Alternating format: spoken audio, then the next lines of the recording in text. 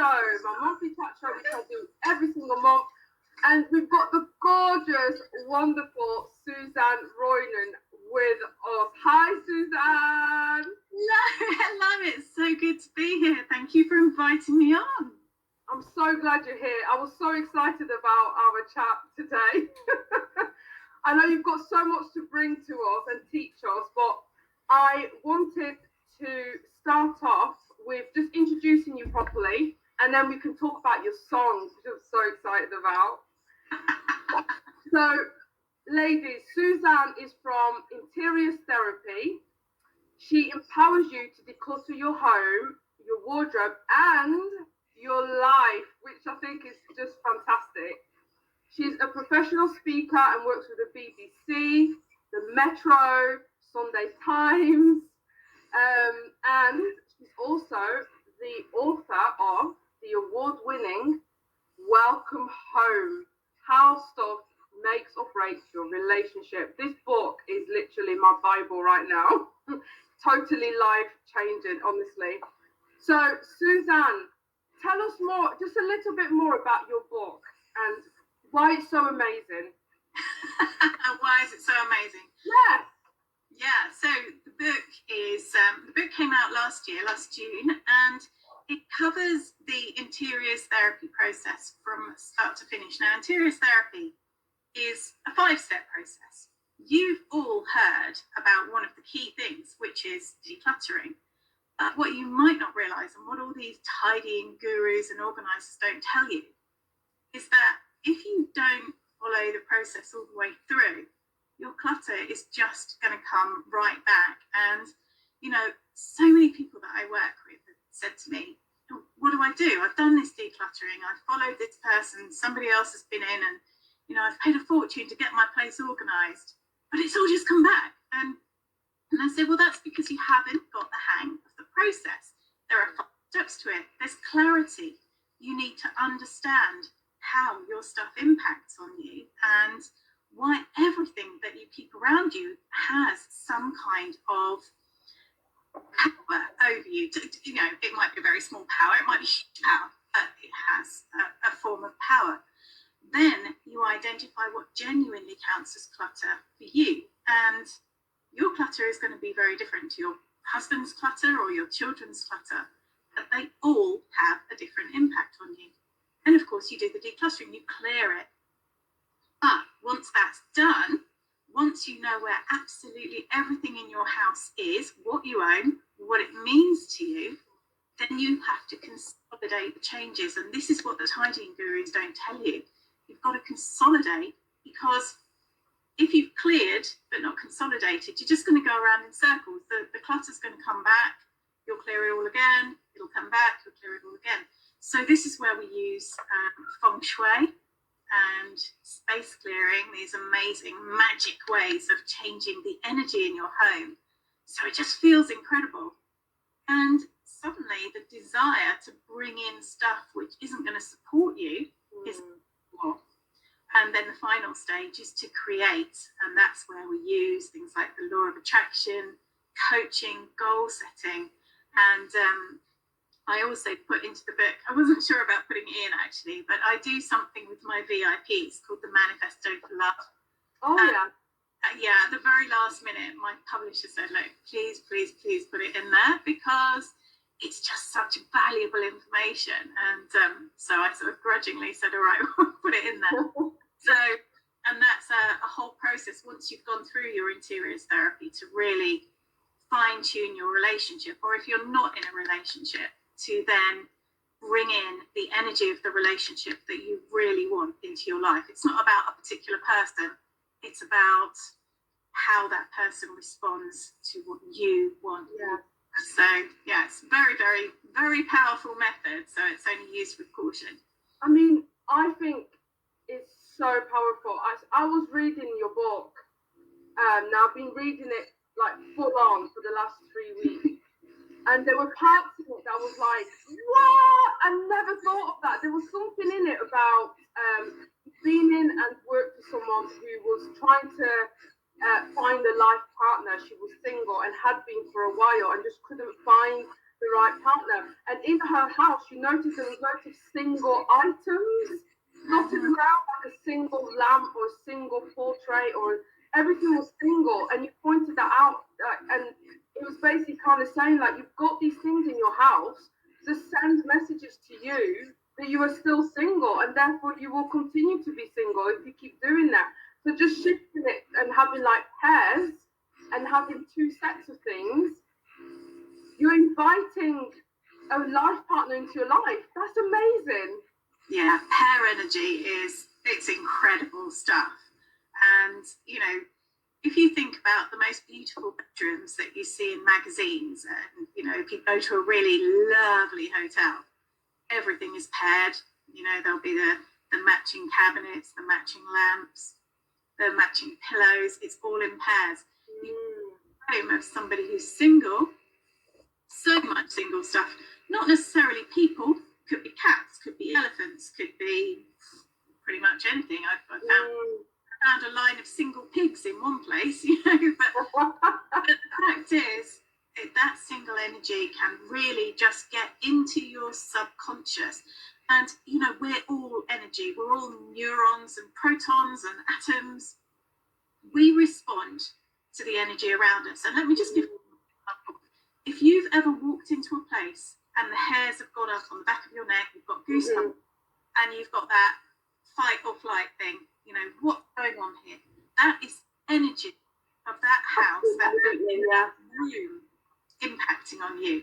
Now, your single images act the same way, but you might have become so attuned to them that you won't realise anymore that they're actually having that keeping you single impact. And actually the record number still for the number of single images in one 2-bedroom house is 71. No way. 71. They were on coasters, they were on fridge magnets. There was this, she'd got this amazing kimono that one of her friends had sent her, and it had this fabulous single head, the head of a really beautiful Japanese woman on the back. And she said, "It's another single woman." I'm like, yeah. No way. And she said, "You know what? That particular friend is no longer a friend. And the reason she's not a friend is because it was so obvious that I was only the person she wanted around because I was single." And then when I realised that she was actually using me as her get-out clause, I didn't want to be friends anymore. But it was still on her wall. You know, you're making a good point there, because actually it's the people around you as well, isn't it, that reinforce these, you know, the things that we manifest and we want to manifest into our world, and also reinforce the not so great stuff. So like one of the things I talk about a lot in the other group, the Authentic You group, is, you know, if you lack confidence, who do you surround yourself with? Who are your network of support? Because if they are people who reinforce your lack of confidence, they're probably not the best people to have around you. So that's an example of that as well, isn't it? It's that someone like a friend who's gifting you something, actually on the surface looks like a good thing. They're giving you a gift, but actually there is something in that gift that keeps you in your box, basically, because it suits them on some level. Yeah, and you know, they won't really necessarily even be aware that it's much handier for them if you're single.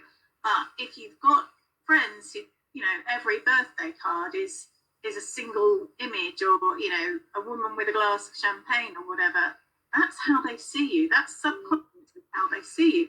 You might see you as a party girl, you might think that's great, but actually if there's something different that you want in your life, that's the energy you're putting out. So, you know, if you want to change your situation, you change your energy first, and then the new better stuff will come to you. Yeah, and in your book, it's very much that, isn't it? That's the vibe I got from it. Is it starts with you. It's not about changing other people. It's about changing you and working, you know, from the inside out, really. But using the stuff around you in your home as that sort of benchmark as well, to kind of start figuring out what is going on the inside, and how does then that affect my life and the people in my life. Yeah, you've always got to start with you, no question about it. And in fact, interiors therapy will change the people who live with you in your home. There's no question about it. But you always start with yourself. Yeah. And I've been in the situation where, you know, a husband's called me in because his wife is so terminally messy that he just can't cope with it anymore. He's ready to walk away from the relationship because he's living in chaos the whole time.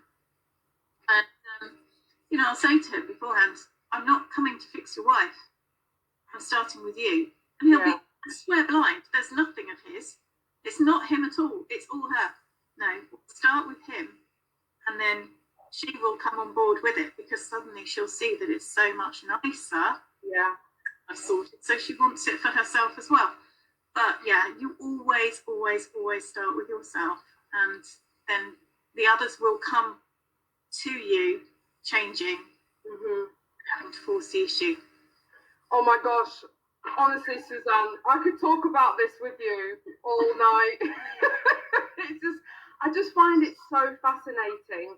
And also, I love anything that involves working with people, helping people, and also doing it in a really meaningful way that helps them with their well-being and their mental health. And I think the work that you do certainly will reverberate into people's mental health. I mean, you know, if you're looking at depression, for example, you would probably, I would imagine, you will come across people who are depressed, and you can tell they're depressed because their house is screaming depression, right? Yeah. And you can fix it that way as well. So it's not just your conventional medication therapy and, you know, kind of medical models. It's kind of looking holistically at an individual, isn't it? Yeah, absolutely right. And, you know, any psychiatrist or psychotherapist will tell you that having a very cluttered, very messy home is one of the key indicators for significant depression, because you're just not able to cope with it anymore and you don't have the motivation to cope with it. And it's a downward spiral, frankly, you know. And even with me, if my mom comes to my place and it's untidy, she knows immediately there's a problem. Yeah.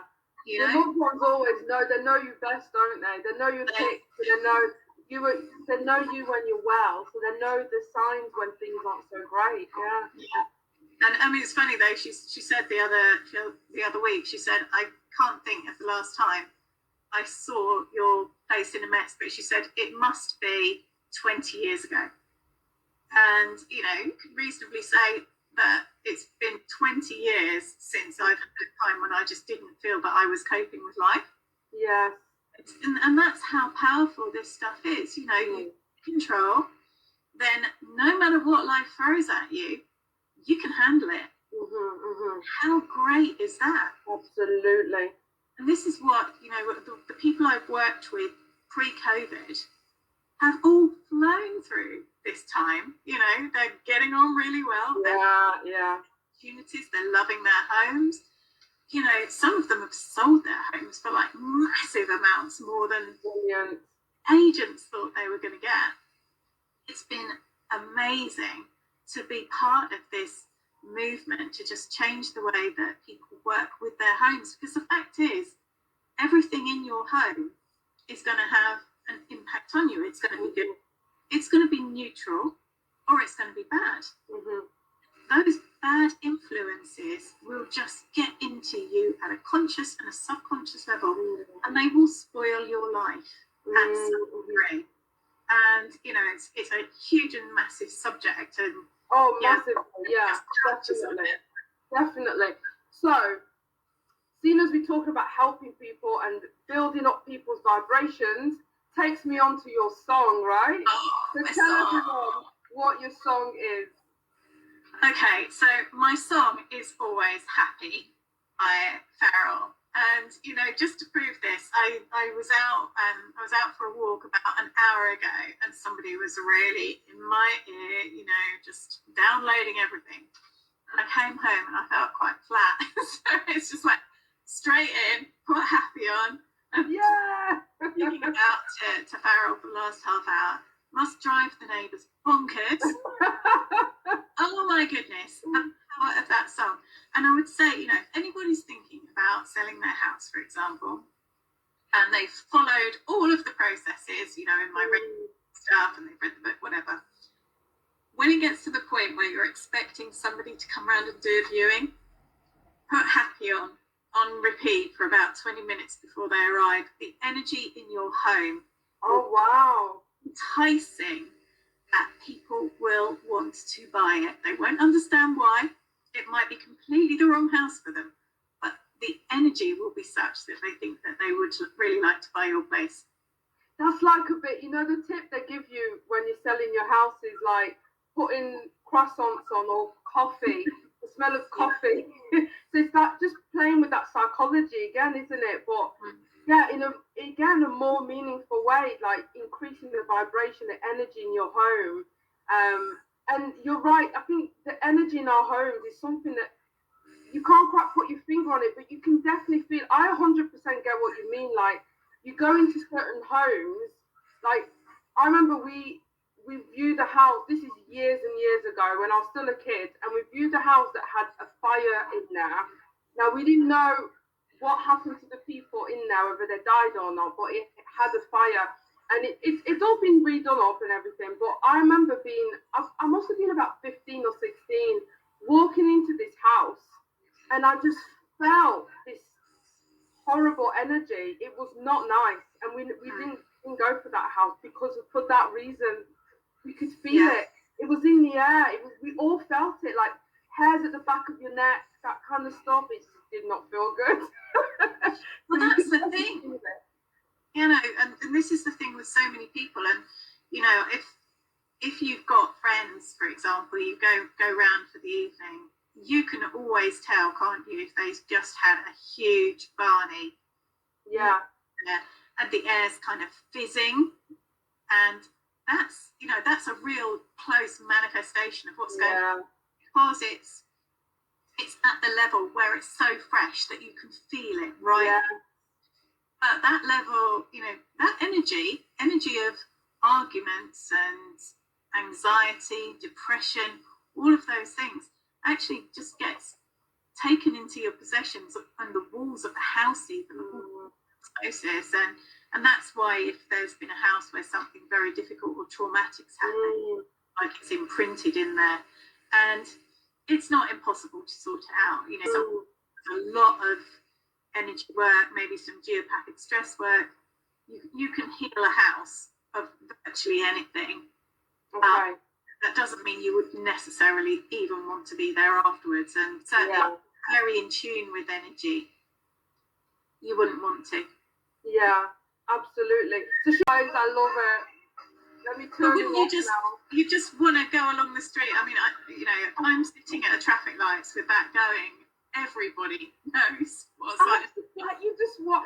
There is a real psychology to music as well. You know, one of the things I talk about with particularly my my well-being clients, even in personal styling sessions and in when I'm working even in CBT, is like the power of music. So, like for example, if you're doing up your wardrobe and you're stood in front of a wardrobe space that feels uninspiring, and you need that energy to be increased so that you're in a space where you can make the right decisions. What do I choose, and which tops work for me? What do I love?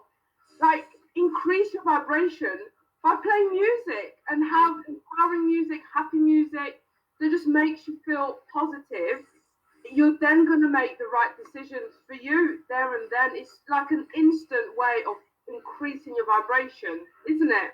You are absolutely right. And just making that shift from being very low, very flat, into being at a higher level is massive. And, that's the basics of interior therapy, really. You're taking away anything that's keeping you at a lower vibration, so that you automatically lift your daily vibration to that higher point, a higher point where you're happier, you're more with life, and, get it high enough, do the whole thing, and you're extraordinarily magnetic, and all this amazing stuff comes your way that you just sort of sit there and go, ah. Yeah, and it's like, I find that as well, when you're in that state where you feel positive, you feel happy, you feel energized, you get inspired a lot quicker, don't you? And you become more creative as well. Like I always say to my clients when I'm styling them, I need to have music on. I hope you're okay with me putting music on, because I am my most creative with music on. And not just any music, it has to be positive, empowering music. And you're like this, going through the rails and putting outfits together, and you're like really positive. And then when they come in and they're having a fitting session, like you were saying, it's the energy you're bringing in. Yeah. I'm boosting that energy. So they walk into their wardrobe space and they can feel my energy because I've just been dancing away and super happy. So I'm definitely going to use your interiors therapy advice, particularly in those sessions as well. Like this has really helped me as a therapist, as a personal stylist, because I can see how doing this could really help my clients at every level. But even now, just talking about it in that one-to-one styling session, like there's loads of things I could do to bring up that energy and help them feel really empowered, positive, and make them sort of see their clothes in a positive way as well. It's like so powerful. But even just that, starting the process though, when you're looking in the wardrobe in the first place, my first question, because I will pretty much always start in the wardrobe if I'm working, especially with a woman, and I'll say to them, right, is there anything here that you hate to wear, that makes you feel miserable, that reminds you of an incident which didn't go well for you, anything like that. And we'll take those out first of all, because it doesn't matter how much those items cost. It doesn't matter that they suit them like nothing on earth. It doesn't matter that it's a different. Absolutely. If that's the dress you were wearing when your ex told you that he was sleeping with your best friend, you will always remember that's what. Absolutely. It's like memories have an imprint as well, don't they? And they will imprint on certain clothes, and even we make an association with certain clothes and certain colours associated with those clothes, and even fabric. So you may not have even been wearing, for example, the dress you were wearing may not even be in your wardrobe, but you might have something that reminds you of it somehow, or a fabric that reminds you of it, and it takes you back to that moment. I totally hear you. Yeah, it is that quick. Yes. Smell can take you back, or a song you hear on the radio can take you to the first year at secondary school just in a second. You know exactly where you were, who you were with, what was going on. It's such an incredible impact on you and your clothes. Everything around you can do that. It's the good, neutral, or bad. Ironing out all of those bad things, because then they cannot hurt you anymore. So tell me this then, what do wardrobes tell us about ourselves from your interiors therapist point of view? What do the clothes themselves? So we're talking about, you see those single items in someone's home, it can tell you that the person is single and is struggling to find a partner. So do you find it's the same thing with clothes? Does it kind of have the similar impact on our lives? Yeah, interestingly enough though, less so with women. With women, you will often get everything in the wardrobe from a size 8 to a size 18 that charts a woman's progress through the last couple of years. And that's pretty hard on them, because if they're currently hanging around say they're a size 14 right now, an 18, they've kept the 18s. They're keeping that just in case they put on weight again. Or they don't want to put that weight on again, but they're already telling themselves that they probably will by just holding on to it. So that'd be let's think about not keeping those size 18s then. But then equally, those size 8s, every time they see them, they're regretful. They're missing the fact that they were that very, very slim girl. And I'll have people who say, "Oh no, I'm doing this amazing diet, and in 2 years I'll be able to fit into that dress. And I'll say, well, when did you last wear it? Oh, when I was 18. They're in their 30s now. Yeah, I get that a lot. Really? Yeah. Are you really going to wear that dress again? Yeah. Is that the woman that you are now? And they'll go, well, yeah. no. Because you evolve, you totally evolve. The 18-year-old you isn't the current you, because you're totally different people. You really are. But it's even more interesting with men. And I guess it does translate over into some women, but I see it more with men, which is that if a man is living in a place of financial lack, or he's emotionally challenged in some way, he's feeling very low, then his wardrobe is likely to be full of mothy, bobbly, frayed shirts, jumpers, jeans that are past their best, trousers that are past their best, and he keeps that stuff because he is afraid to let it go in case he cannot afford anything else. So he will continue to scabby, horrible stuff, even though he's probably got some really nice stuff in there that looks great, that would really suit him. He will hold on to that scabby, yucky stuff. And so one of the first things, again, that I'll do with the guys, I'll say, is this the person that you want to be? I'm accepting that that's where you feel you are right now, but is that the person that you want to be long term? And he'll say to me, well, no, this is why I'm paying you all this money to work with me. I don't see him anymore. I said, well, great. He's going out the door. We're having this new hot, sexy guy. Absolutely. I don't care whether you're 30 or you're 70. If you want to be the hot, sexy guy, that's the person you're going to be. And he does not wear moth-eaten jumpers and frayed shirts. You're absolutely right. And it's that concept of dressing for the person you want to be, isn't it? Rather than dressing for the person you're afraid of becoming. So if you want to lose weight, well, you dress like the person who's lost weight. So typical, like you talked about the law of attraction and bringing some of this work into it. And this is what, law of attraction essentially is about, isn't it? Whatever it is that you want to achieve, you have to act as if you already have achieved it. So if you want to lose weight, you have to act as if you already have lost weight. So if you have all those clothes that you wore when you were at your biggest size, well, that's only contradicting that idea that you've already lost weight or you're getting there. Once you've come down a dress size, invite those larger clothes to leave. You're not going there again.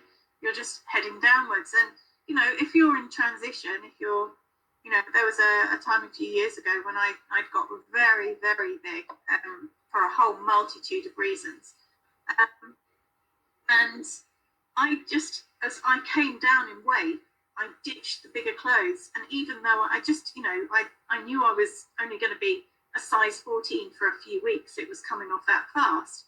So instead of buying a whole load of new clothes, I went to the charity shop, found some designer stuff that I really liked, wore it for 3 weeks, then took it back to the charity shop because that's a good idea. Yeah, so you're creating like a capsule wardrobe for your weight loss. Yeah, and you're coming down, and that way there's never anything that's saying to you, oh, you're just going to get fat. Yeah, exactly. Moving away from those self-fulfilling prophecies that are, the negative ones, the unhelpful ones. You want whatever it is you want in your life. You can achieve it. You are the only person that gets in your own way, really, essentially. So it's finding those little tricks that you can do, like that, creating a small capsule wardrobe for your weight loss, or if you put weight on, having a small capsule wardrobe for, like your weight gain, because that's the other thing. It can go the other way where people, they put weight on, but they're still stuck in their small person clothes, but then they beat themselves up for that. So then that becomes a battle in itself as well, and unhelpful habits and thinking starts to grow there as well. How does that work in an experience therapist way? Yeah, it's hard to live with, but I think, like you, the intention when I finish working with somebody's wardrobe, and obviously I'm not styling them at all. That's not a skill I've got in any way, shape or form. But when we close the wardrobe doors, when it's all lovely and clean inside, everything's organised, everything that is in that wardrobe is something that they love to wear and they feel great in. Then we close the door and then we get off to the place. So tell me, Suzanne, what are the typical signs of lack of confidence in someone's wardrobes from your perspective? Oh, that is a really interesting question.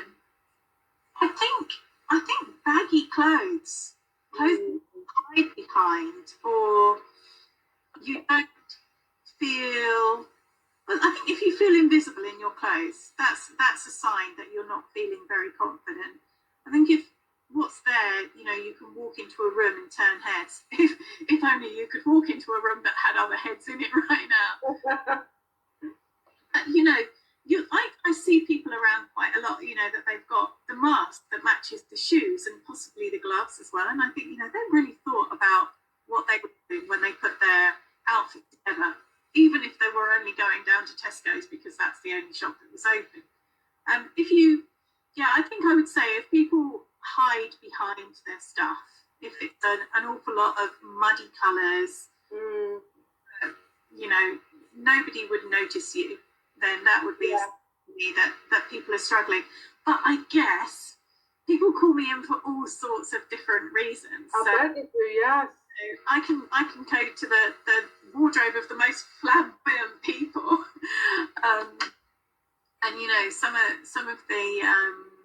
some of the stagey people, super flamboyant, but just all sorts of other issues in their homes that they've recognised aren't supporting them. So we'll go and deal with those instead. Yeah. So you work with a range of people, men and women, different age ranges as well, and different problems. But it's essentially you're using your steps and your knowledge as a interiors therapist in whatever way. So you're very adaptable, aren't you? It sounds like. Yeah, you have to be. You never. One day you might be helping an actor who's come on hard times and is currently living in a caravan but has his whole just amazing quite a famous person, and then another time you'll be in this super large place with more rooms than you can shake a stick at, thinking, my goodness, I don't actually know where I'm going to start. And just doing a bit at a time to work with people. And it can be, I think my oldest client would be 92 now. Wow. That's amazing.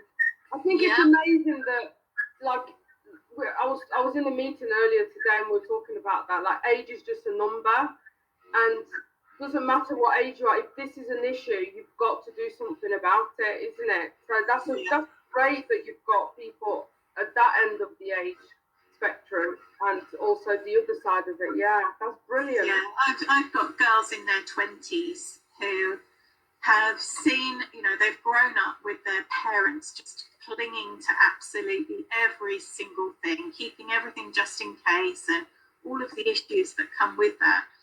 And then they sort of see themselves starting to collect things, and they'll call me in and say, right, can you give me some help? And there's one girl I'm thinking about.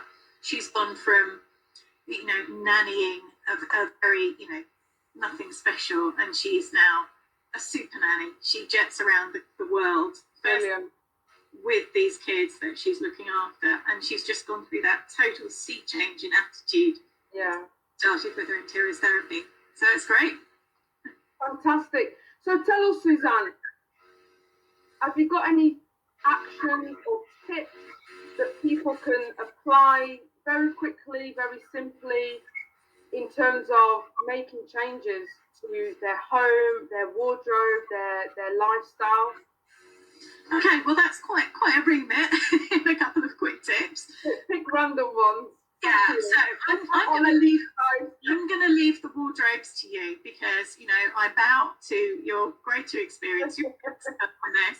Okay, so one little idea for you. So what I'd like you to do is to walk around your home and look at all your pictures, all your ornaments, all your trinkety things, and ask yourself what they're telling you.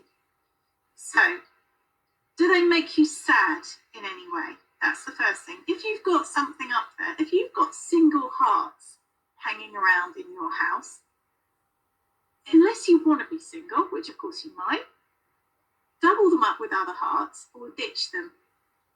If you've got hearts made of dried flowers or dead wood, is that describing what's going on in your life? Dried flowers are dead energy. I made that mistake pretty spectacularly about 4 years ago. I thought, oh, look at those lovely dried flower hearts. How wonderful would they look on my wall? And, you know, frankly, 2 months later, I was single. The end of a long, very special relationship followed sticking 2 dead dried flower hearts on. So please, if you've got them, get rid of them. So, pictures, ornaments, photos. If you've got a really brilliant photo of yourself that was taken by your ex, you always know who was on the other side of that. So it doesn't matter how fabulous you look in it. Don't have it on display. If you can't bear to part with it, that's fine. Stick it in a special box, but don't have it on display because it is pushing away something so much better for you. And the other tip, of course, is pick up a copy of the book because, you know, here it is. Not only is it beyond fabulous, life-changing, ladies. Seriously.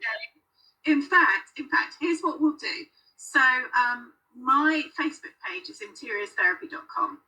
So between now and, let's say, 8 o'clock tomorrow night, every new person who signs up to the page, I will put you into a drawer and one of you will receive a copy of this. And the rest of you should definitely buy a copy because it will change your lives. It's changing lives for so many people. Yeah. I just feel really blessed that I was the one who had the opportunity to write it because, you know, amazing. I don't remember writing most of that book. I read it. And I can hear, it's funny, in the book, I can hear your voice. It's written like the way you talk. Yeah. And I really like that about it. Okay, so it's time for my favourite bit, the quick fire off questions. Are you ready? Yes. Ooh, here we go. So, finish this statement. Confidence is inside you. Oh, I love that. I love it. What book are you reading right now? Other than your own book? Other than my own book, I have just finished The Surrender Experiment, and it is fascinating. I can't tell you who it's by. It's by somebody or something rather, but it's called The Surrender Experiment. Okay. It's good. What's on your bedside table right now? Oh, the radio and eye mask. Eye mask. Brilliant. Silk one. Has to be silk. There for bed. Yeah. Your favourite film and why? Oh well, I have a variety of favourite films depending on what frame of mind I'm in, but the one I always gravitate to mostly would be Under the Tuscan Sun because it's got Italy. Yeah. Fantastic food. It's got the law of attraction. It's just kind of got opening yourself up to something new coming to you and just allowing it in. And I love it. And it's this total feel-good movie. So yeah, the one that I just always go back to if I need that little bit of a boost. Oh, I love it. I've not heard of that. I'll look it up. I love movies, so I'll definitely have a look at that one. What's your go-to outfit? What's my which outfit? What's your go-to outfit? My go-to outfit?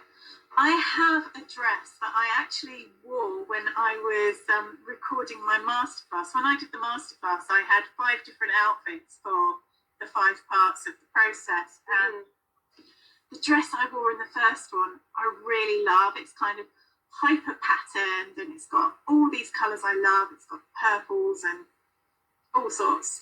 So yeah, that would be my go-to outfit. Oh, it sounds lovely. With a pair of heels that have straps on them because I'm actually bionic, and so I need to have shoes with straps on them so that they don't drop off. Yeah, I've sold a few ladies like that actually, and they didn't have them, so I introduced the straps. Oh, they're amazing! Fall off otherwise.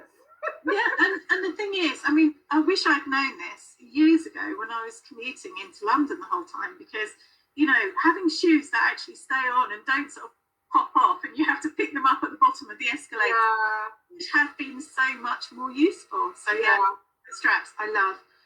Some nice necklaces, not a big one for scarves.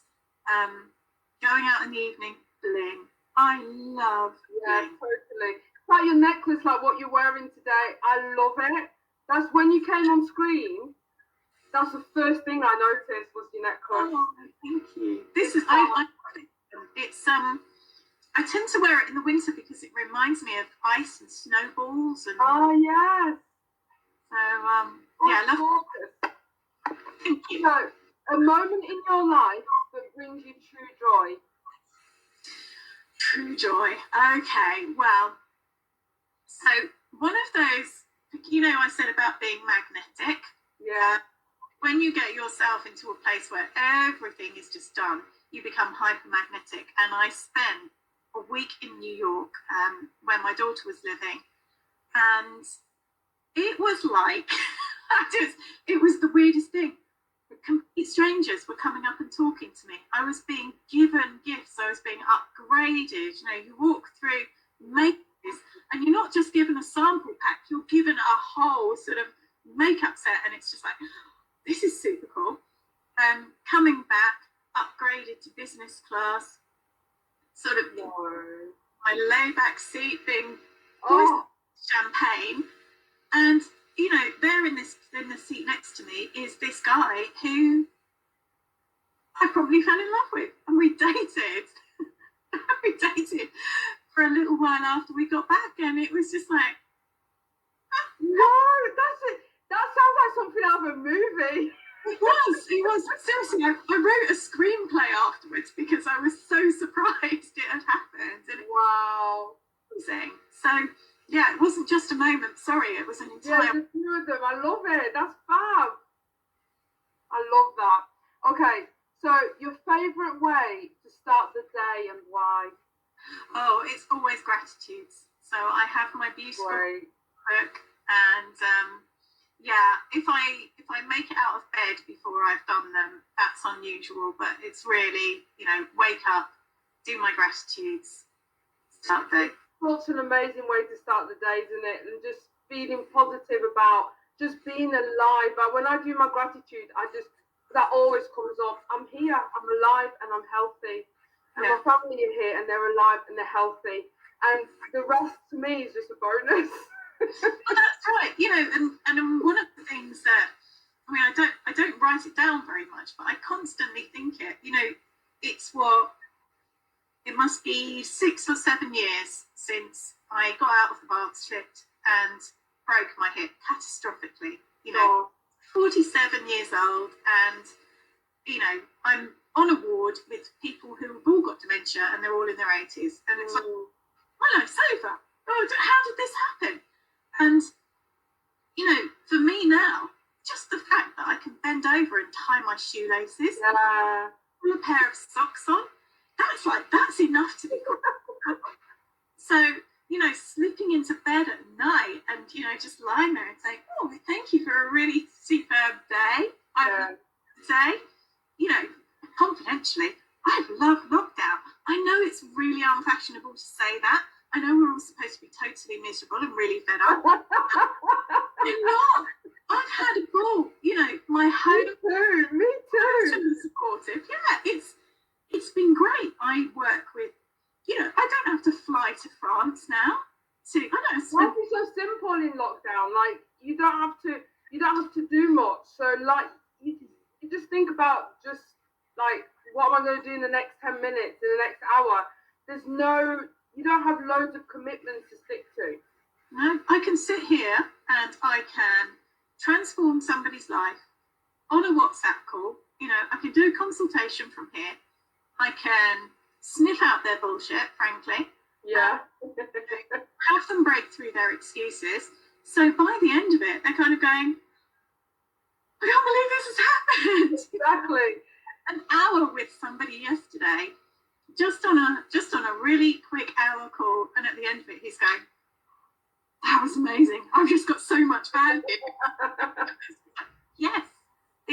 And it is, I think that's part of, gratitude, isn't it? Is that just accepting where we're at with things and getting the most out of any situation that we're in, really. People forget that. And you're right, like there's a lot of negativity around, or we're in lockdown and we're all supposed to be miserable about it. But actually, no, there's a lot of positivity that has come out of lockdown. And actually, most people I've spoken to, be it clients or, like friends, family, we've all said there's been a lot of good that's come out of, this pandemic. And it's such a positive way of looking at a really crap situation. And the fact is, if you live in a supportive home, it doesn't matter what's going on in the world outside, you will thrive. Yeah. So what this is all about, what interiors therapy is all about, is taking your home. So it's at maximum supportive level. So it's working with you every step of the way. Yeah. Nothing in it that's bringing you down. It's just constantly going up, up, up. And that is what's just so magnificent about it. Absolutely. Okay, so something that people typically get wrong about you. Okay, somebody the other week said, you're so straight-laced. And it was just like, well, actually, no, what she said is, there are a couple of people who she knows who think that I'm very straight-laced. Now, she knows me pretty well. And she said, I had to cover my mouth because I was laughing so much. Yeah. Yeah, definitely wouldn't put you as straight-laced.